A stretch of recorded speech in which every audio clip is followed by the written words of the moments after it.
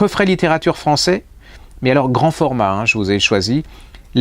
Alors Alexis Salato, c'est le Folle de Django chez Robert Laffont. Alors pour moi, ça a été un des plus gros échecs de l'année, ça, mais c'est pour moi aussi un des plus beaux livres français de l'année. C'est l'histoire de Django Reinhardt. C'est l'effondrement d'un mythe.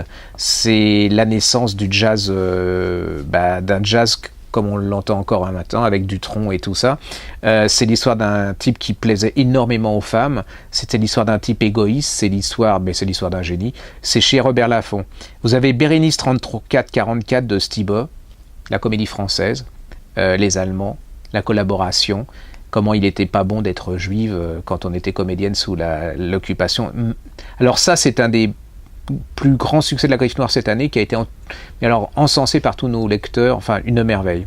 Allez-y, je ne sais plus chez qui c'est, mais ça va apparaître là-dessus. Sexique, le cas d'Hector Einstein chez Flammarion. On vous le dit pas, il n'a pas eu de prix, c'est un des plus gros succès. L'histoire de ce fils que personne ne connaissait de Einstein, qui s'appelait Édouard, un surdoué, et qui va finir schizophrène. Merveilleux, ça ressemble à Stefan Zweig. Le monde d'hier, tous les Zweig. Vous aimez Zweig? Vous adorez ce type.